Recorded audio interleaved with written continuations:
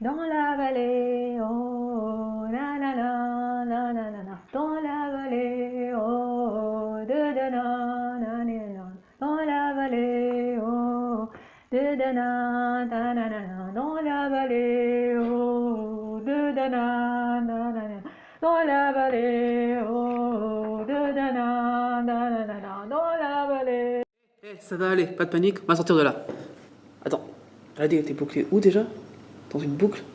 Mais c'est quoi une boucle? Une boucle, c'est la répétition d'une action un certain nombre de fois. Faire 3 blagues de merde à la suite, par exemple. Ah ouais? Et bah du coup, toi, si t'es si malin, tu ferais comment toi, une boucle?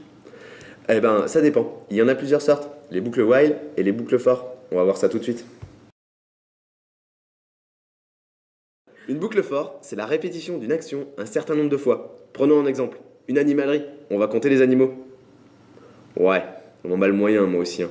Du café. On va compter du café. Mitch a 10 tasses de café. Il boit la première tasse de café. Il lui reste donc 9 tasses de café. Mitch boit la deuxième tasse de café. Et ainsi de suite. Il itère sur toutes les tasses présentes sur la table jusqu'à ce qu'il ne lui en reste plus une seule. À présent, codons un petit peu. Voyons comment correctement rédiger une boucle for. Range? Comme là où on range le foin?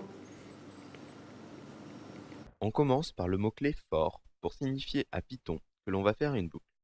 Ensuite, on déclare une variable qui va nous servir d'itérateur. Appelons-la par exemple i.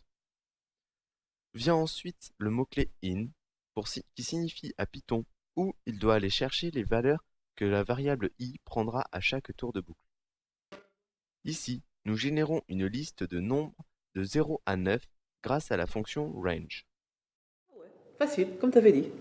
Les boucles for sont utiles quand vous connaissez à l'avance le nombre de fois que vous voulez réitérer une action. Elle ne vous servira à rien si vous n'en avez aucune idée à l'avance. Dans la vallée, oh, de na na na na. Dans la vallée, oh, de na na na na. Oui, on y vient. Mais d'abord, il nous reste un type de boucle à voir, les boucles while. Mais c'est quoi déjà les boucles while? Une boucle while, eh bien c'est très simple. Elle fonctionne tant qu'une condition est vraie.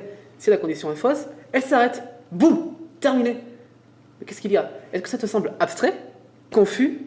Ubuesque? Impalpable? Au moins. Dystopique? Pas de panique, un peu de café devrait clarifier la situation. Oui, même s'il est noir. Oui, j'ai osé.